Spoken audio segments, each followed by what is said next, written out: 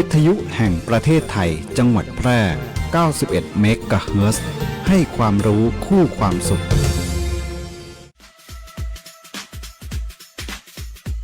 หากคุณมีปัญหาสายตาอยากได้แว่นสักอันหนึ่งไว้ตอบแชทตอบไลน์งานด่วนใส่ขับรถไปทำงานไปท่องเที่ยวดูแผนที่ปักหมุดหาจุดหมายปลายทางหรือต้องการใช้เลนโปรเกรสซีฟไว้มองไกลมองกระจกซ้ายกระจกขวา The World of Opticon เราเข้าใจถึงปัญหาสายตาของคุณดีวัดสายตาแม่นยำโดยทัศนศาสตร์ด้วยประสบการณ์กว่า 40 ปี The World of Opticon ช่วยคุณได้ตัวแทนจำหน่ายแว่นตานาฬิกาพร้อมบริการหลังการขายมาเลยที่ The World of Opticon มุมแยกกาดน้ำทองถนนภูเก็ตตำบลนาจักอำเภอเมืองแพร่จังหวัดแพร่โทร 0819520545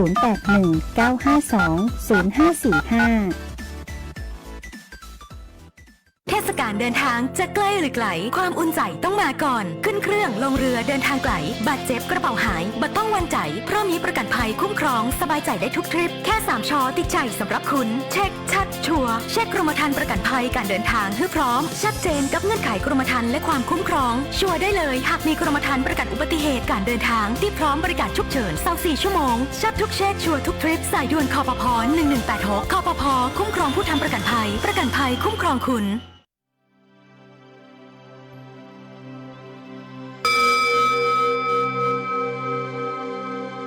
จังหวัดพะเยาโดยสำนักงานวัฒนธรรมจังหวัดพะเยาร่วมกับวัดศรีโคมคำพระอารามหลวงขอเชิญร่วมงานประเพณีแปดเป่งไหว้สาปูจาพระเจ้าตนหลวงประจำปีพุทธศักราช 2569 ในระหว่างวันที่25 ถึง 31 พฤษภาคม 2569 ณ วัดศรีโคมคำพระอารามหลวงอำเภอเมืองพะเยาจังหวัดพะเยาภายในงานพบกับขบวนอัญเชิญผ้าไตรและนำส่งพระราชทานจากพระบาทสมเด็จพระเจ้าอยู่หัวและขบวนน้ำส่งประทานจากสมเด็จพระสังฆราชสกลมหาสังฆปรินายกพิธีถวายโคมพระเจ้าตนหลวงพิธีอัญเชิญพระอุปคุตขึ้นจากกว้านพะเยาขบวนแห่เครื่องสักการะจังหวัดพะเยาและขบวนแห่จาก9 อำเภอชมชิมชอบตลาดโบราณย้อนยุคตลาดนัดผลิตภัณฑ์ชุมชนและภูมิปัญญาการประกวดคลิปวิดีโอเหล่าเรื่องแปดเต็งศรัทธาพระเจ้าตนหลวงชิงเงินรางวัลรวมมูลค่า 10,000 บาทพิธีเปิดในวันที่25 พฤษภาคม 2569ชมการแสดงแสงสีเสียงตำนานพระเจ้าตนหลวงและการแสดงทางศิลปะวัฒนธรรมทุกค่ำคืนวันที่31 พฤษภาคม 2569วันวิสาขบูชาห่วมพิธีเวียนเทียนจุดประทีปถวายเป็นพุทธบูชา1 ล้านดวงประทีปแห่งศรัทธา1 ล้านความดีสืบสารมหาบารมีวิสาขบูชาโลกสอบถามรายละเอียดเพิ่มเติมได้ที่สำนักงานวัฒนธรรมจังหวัดพะเยาหรือเพจงานประเพณีแปดเป่งไหว้สาปูจาพระเจ้าตนหลวงประจำปี 2569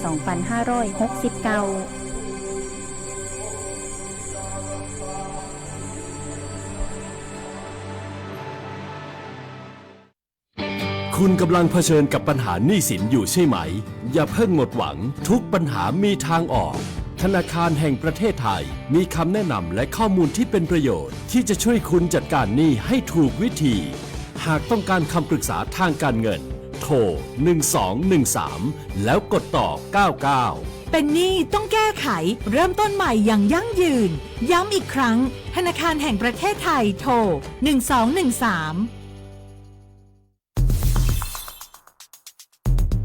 แค่ 3 ปีความเสียหายจากอาชญากรรมไซเบอร์ของคนไทยพุ่งทะลุถึง 94,000 ล้านบาทหรือเฉลี่ยปีละ 30,000 ล้านบาททุก1 ชั่วโมงเราเสียเงินกว่า 3.4 ล้านบาทให้กับมิจฉาชีพออนไลน์โจรไม่เห็นใจคนอาชีพไหนอายุเท่าไหร่สถานะทางการเงินแบบใดหมอพ่อค้านักธุรกิจนักเรียนแม่บ้านข้าราชการเกษียณทุกคนตกเป็นเหยื่อได้เสมอและวันหนึ่งอาจเป็นคุณหรือคนที่คุณรักเพราะจุดอ่อนร่วมของเหยื่อคือความเร่งรีบขาดสติหรือแม้แต่บางครั้งก็เกิดความโลภจนเกินไปอย่าปล่อยให้การกดคลิกเดียวลิงก์เดียวทำให้โจรยิ้มกว้างวันนี้ถึงเวลาแล้วที่คนไทยทุกคนจะต้องร่วมมือกันสร้างภูมิคุ้มกันอาชญากรรมไซเบอร์ช่วยกันหยุด ก่อนที่ภัยไซเบอร์จะทำให้คนที่คุณรัก และตัวคุณเองกลายเป็นเหยื่อ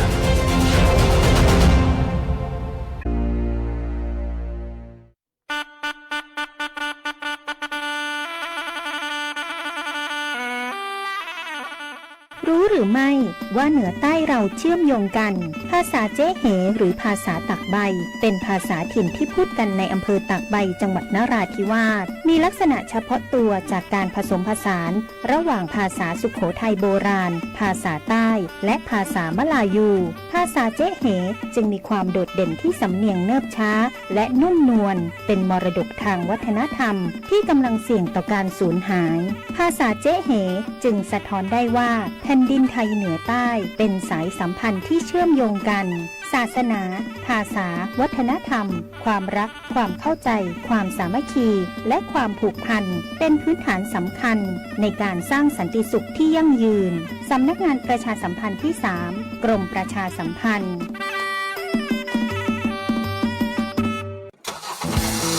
ขับขี่ปลอดภัยเมืองไทยไร้อุบัติเหตุด้วยความปรารถนาดีจากสถานีวิทยุกระจายเสียงแห่งประเทศไทยจังหวัดแพร่วิทยุแห่งประเทศไทยจังหวัดแพร่ FM 91 เมกะเฮิรตซ์ให้ความรู้คู่ความสุข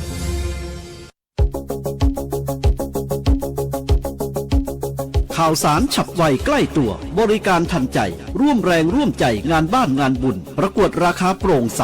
และติดตามสภาพอากาศประจำวันโดยทีมข่าวสวทแพร่ FM 91 เมกะเฮิรตซ์สถานีข่าวดีของประชาชนคนเมืองแพร่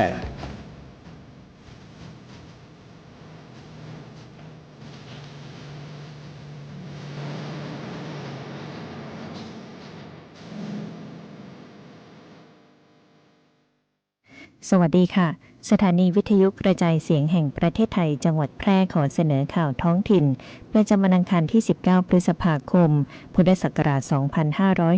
2569โดยมีหัวข้อข่าวดังต่อไปนี้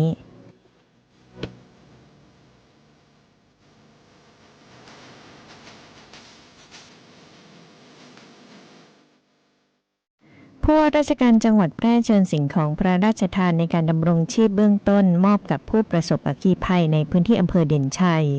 ขนส่งจังหวัดแพร่ติวเข้มยกระดับมาตรฐานการจัดการความปลอดภัยผ่านระบบ TSM มุ่งสร้างระบบขนส่งภาครัฐที่ปลอดภัยและมีประสิทธิภาพกรมทางหลวงเปิดเวทีรับฟังความคิดเห็นโครงการพัฒนาโครงข่ายทางหลวงเชื่อมรถไฟทางคู่สายเด่นชัยเชียงรายเชียงของยกระดับการเดินทางและขนส่งในอนาคตให้มีประสิทธิภาพกระทรวงศึกษาธิการมีนโยบายสำคัญในการปรับเปลี่ยนบทบาทแหล่งเรียนรู้จากพื้นที่จัดแสดงองค์ความรู้แบบดั้งเดิมไปสู่ระบบนิเวศการเรียนรู้ตลอดชีวิตต่อไปเป็นรายละเอียดของข่าวค่ะ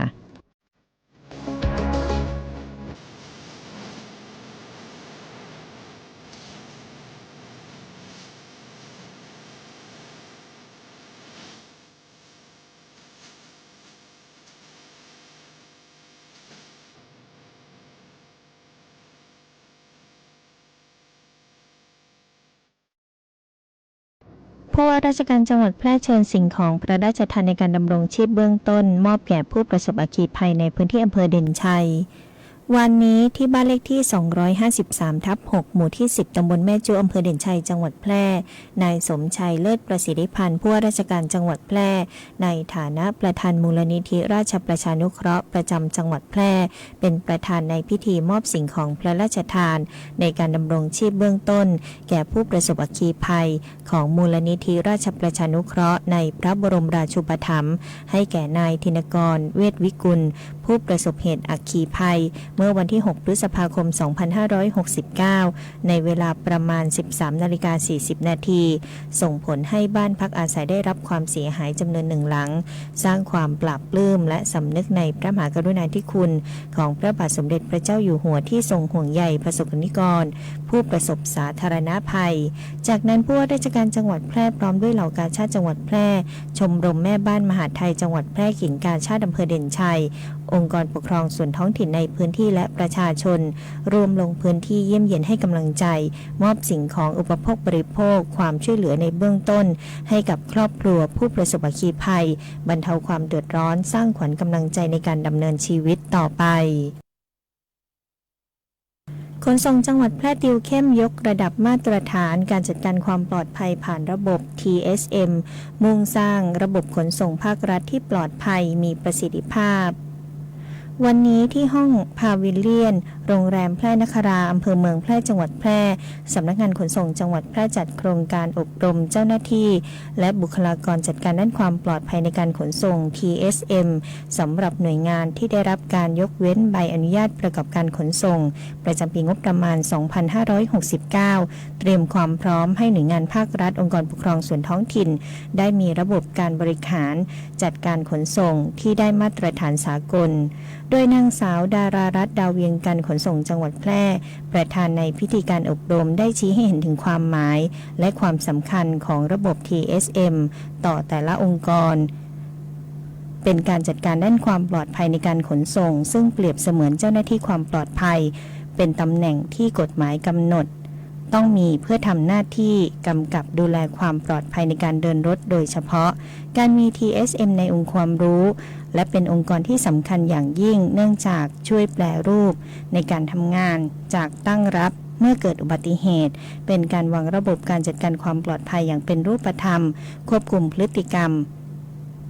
ที่สุ่มเสี่ยงของพนักงานขับรถและดูแลสภาพรถให้อยู่ในความพร้อมสูงสุดพร้อมกับส่งผลให้คุณภาพความปลอดภัยของคุณภาพชีวิตที่ดีสำหรับประชาชนชาวจังหวัดแพร่ทุกคนด้วยโดยการอบรมในครั้งนี้ได้รับความสนใจจากบุคลากรองค์กรปกครองส่วนท้องถิ่นในจังหวัดแพร่กว่า80แห่งจำนวนกว่า100คนเข้าร่วมการอบรมกรมทางหลวงเปิดเวทีรับฟังความคิดเห็นโครงการพัฒนาโครงข่ายทางหลวงเชื่อมทางรถไฟเด่นชัยเชียงรายเชียงของยกระดับการเดินทางและการขนส่งในอนาคตให้มีประสิทธิภาพที่ห้องประชุมไทยพวน1อาคารป้องกันและบรรเทาสาธารณภัยชั้น3เทศบาลตำบลทุ่งโฮงอำเภอเมืองแพร่จังหวัดแพร่นายสราวุฒิหมื่นโฮงนายกเทศมนตรีตำบลทุ่งโฮงเป็นประธานเปิดการประชุม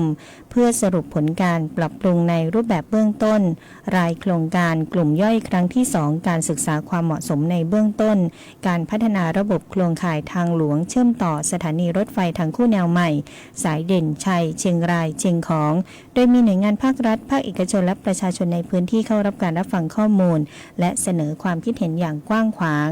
นายสาครชุ่มเชยรองผู้อำนวยการแขวงทางหลวงแพร่ฝ่ายปฏิบัติการได้กล่าวว่าโครงการรถไฟทางคู่สายเด่นชัยเชียงรายเชียงของอยู่ระหว่างการก่อสร้างซึ่งมีระยะทางรวม323กิโลเมตรครอบคลุมในพื้นที่จังหวัดแพร่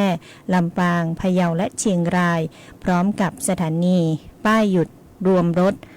26แห่งส่งผลให้เกิดการขยายตัวด้านเศรษฐกิจและชุมชนตามแนวทางเส้นทางโดยเฉพาะบริเวณสถานีรถไฟและพื้นที่กองเก็บตู้สินค้ากรมทางหลวงดำเนินการศึกษาความเหมาะสมในเบื้องต้น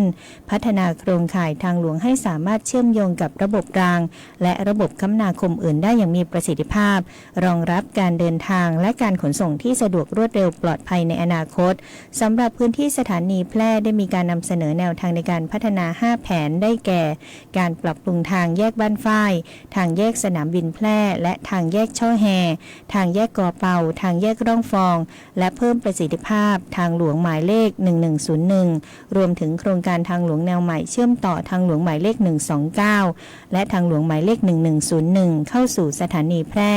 นอกจากนี้ยังมีการนำเสนอผลการศึกษาด้านสิ่งแวดล้อมมาตรการป้องกันแก้ไขผลกระทบรวมถึงการเปิดโอกาสให้ประชาชนได้ร่วมเสนอความคิดเห็นเพิ่มเติมเพื่อประกอบการพิจารณารูปแบบของการพัฒนาให้เหมาะสมสอดคล้องกับความต้องการของแต่ละพื้นที่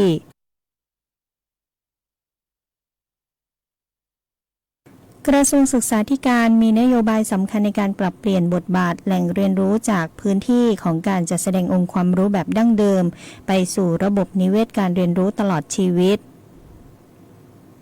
โดยกระทรวงศึกษาธิการได้มีนโยบายสำคัญในการปรับเปลี่ยนบทบาทของแหล่งเรียนรู้จากพื้นที่จัดแสดงองค์ความรู้แบบดั้งเดิมไปสู่ระบบนิเวศการเรียนรู้ตลอดชีวิตภายใต้โครงการยกระดับพิพิธภัณฑ์สู่ศูนย์การเรียนรู้ตลอดชีวิตต้นแบบมุ่งหวังให้ท้องฟ้าจำลองกรุงเทพเป็นมากกว่าสถานที่จัดแสดงแต่เป็นศูนย์กลางที่เชื่อมโยงองค์ความรู้จากทุกศาสตร์ทั้งการศึกษาวิทยาศาสตร์เทคโนโลยีสิ่งแวดล้อมศิลปะวัฒนธรรมและภูมิปัญญาไทย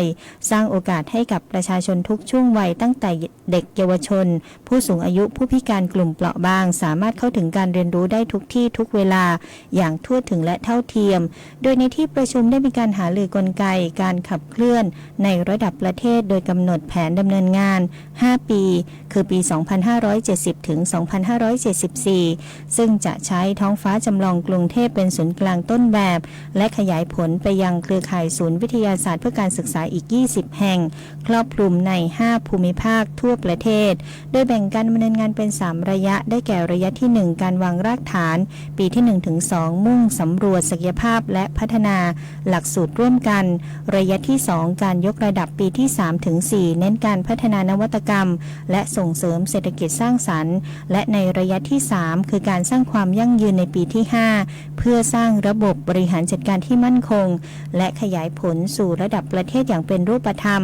การยกระดับศูนย์การเรียนรู้ในครั้งนี้ถือเป็นก้าวแรกสู่อนาคตที่จะช่วยเชื่อมโยงและพัฒนาศักยภาพของประชาชนทำให้คนไทยเกิดแรงบันดาลใจสามารถเข้าถึงการเรียนรู้พัฒนาทักษะแห่งอนาคตได้อย่างไร้ขีดจำกัดกระทรวงศึกษาธิการเชื่อมั่นว่าความร่วมมือนี้จะนำไปสู่การสร้างเครือข่ายการเรียนรู้ที่เข้มแข็งยกระดับมาตรฐานพิพิธภัณฑ์ไทยและสร้างสังคมแห่งการเรียนรู้ที่เติบโตยั่งยืนต่อไป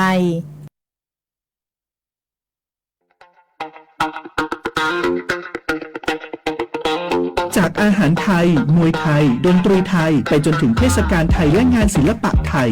วันนี้ซอฟต์พาวเวอร์ทั้ง 14 สาขากำลังส่งพลังครั้งใหญ่ไม่ใช่แค่ผลักดันวัฒนธรรมสู่ระดับโลกแต่คือฟันเฟืองสำคัญที่ขับเคลื่อนเศรษฐกิจไทยให้ก้าวไปข้างหน้าสร้างโอกาสสร้างอาชีพกระจายรายได้สู่ชุมชนและพี่น้องประชาชนโดยตรงเปลี่ยนต้นทุนทางปัญญาให้กลายเป็นสินค้าวัฒนธรรมนำผลกำไรสู่ประเทศซอฟต์พาวเวอร์ไทยเศรษฐกิจกินได้เพื่อชีวิตที่ดีขึ้นของคนไทยทุกคนสำนักงานประชาสัมพันธ์ที่ 3 กรมประชาสัมพันธ์ปัจจุบันบริบทการเคลื่อนย้ายแรงงานระหว่างประเทศของไทยเริ่มเปลี่ยนแปลงจากการเป็นประเทศต้นทางมาสู่การเป็นประเทศปลายทางการเคลื่อนย้ายแรงงานจากประเทศเพื่อนบ้านได้แก่เมียนมา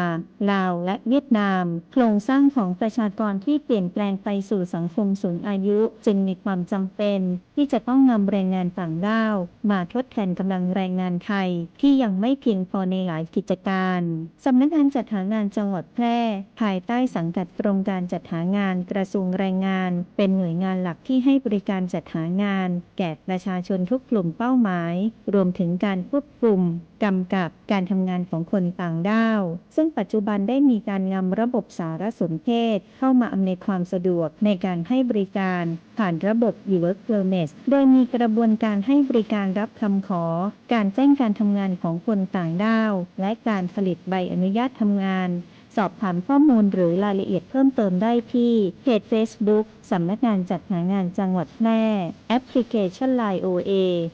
@435 DEAQA หมายเลขโทรศัพท์ 054-511-721 และ 054-511-807 และสายด่วนกรมการจัดหางาน 1506-2 สำนักงานจัดหางานจังหวัดแพร่มุ่งหวังให้นายจ้างและแรงงานต่างด้าวได้รับการคุ้มครองตามกฎหมายอย่างเป็นธรรมกฎหมายง่ายจังแค่ฟังก็เข้าใจโดยสำนักงานกิจการยุติธรรมตอนหอพักหน้าเลือด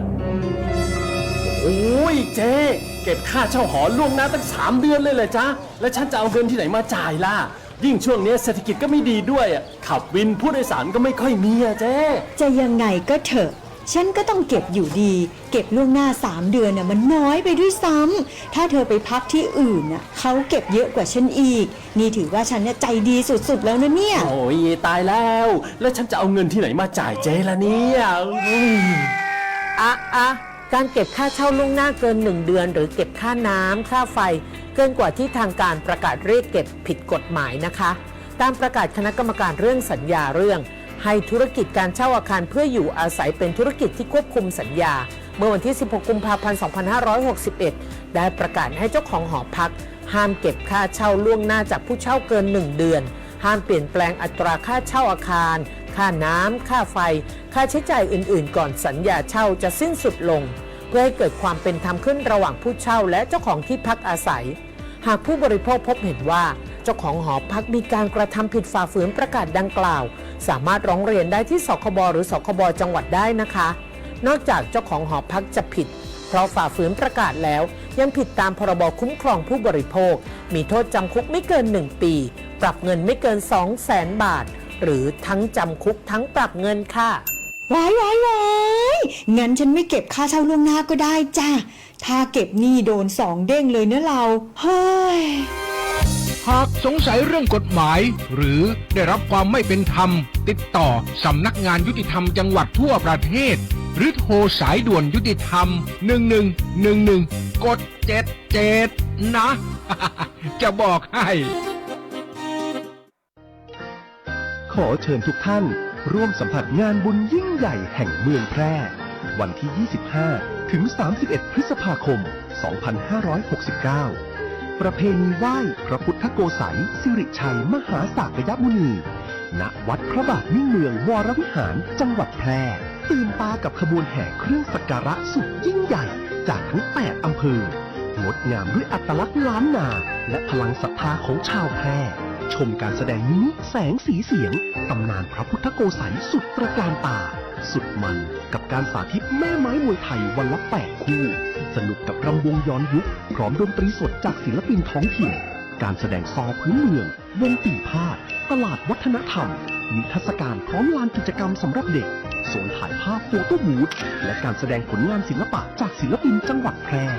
การประกวดขนมเส้นน้ำใสเมืองแพร่การแข่งขันระบายสีดินสอและแข่งวาดภาพดิจิทัลเพนติ้งการแข่งขันประติมากรรมลอยตัวและการแข่งขันตู้วาทีแล้วยังมีการออกร้านจำหน่ายสินค้าและเครื่องเล่นสวนสนุกมากมายวันที่ 25 ถึง 31 พฤษภาคมนี้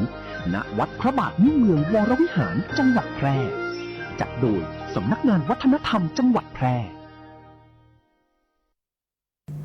มาติดตามประกาศจากกรมอุตุนิยมวิทยาเรื่องฝนตกหนักถึงหนักมากบริเวณประเทศไทยและคลื่นลมแรงบริเวณทะเลอันดามันฉบับที่ 14มีผลกระทบต่อเนื่องจนถึงวันที่ 21 พฤษภาคม 2569ในช่วงวันที่ 19 ถึง 21 พฤษภาคม 2569 ประเทศไทยมีฝนเพิ่มขึ้นและมีฝนตกหนักถึงหนักมากบางแห่งส่วนมากทางด้านตะวันตกของประเทศบริเวณภาคเหนือภาคตะวันออกเฉียงเหนือตอนบนภาคกลางภาคตะวันออกและภาคใต้ฝั่งตะวันตกเนื่องจากมรสุมตะวันตกเฉียงใต้กำลังค่อนข้างแรงพัดปกคลุมทะเลอันดามันประเทศไทยและอ่าวไทยประกอบกับมีหย่อมความกดอากาศต่ำปกคลุมบริเวณชายฝั่งประเทศเวียดนามตอนบนขอให้ประชาชนในบริเวณดังกล่าวระวังอันตรายจากฝนที่ตกหนักถึงหนักมากและฝนที่ตกสะสมอาจทำให้เกิดน้ำท่วมฉับพลันน้ำป่าไหลหลากโดยเฉพาะในพื้นที่ลาดเชิงเขาใกล้กับทางน้ำไหลผ่านและพื้นที่ลุ่มสำหรับบริเวณทะเลอันดามันและอ่าวไทยมีกำลังค่อนข้างแรงโดยทะเลอันดามันตอนบนตั้งแต่จังหวัดภูเก็ตขึ้นมามีคลื่นสูง 2-3 เมตรบริเวณที่มีฝนฟ้าคะนองคลื่นสูงมากกว่า3เมตรขอให้ชาวเรือบริเวณดังกล่าวเดินเรือด้วยความระมัดระวังและให้ติดตามการประกาศจากกรมอุตุนิยมวิทยาอย่างใกล้ชิดจบการนำเสนอข่าวท้องถิ่นขับรถมีน้ำใจรักษาวินัยจราจรพิรุณพรแสงสร้อยอ่าน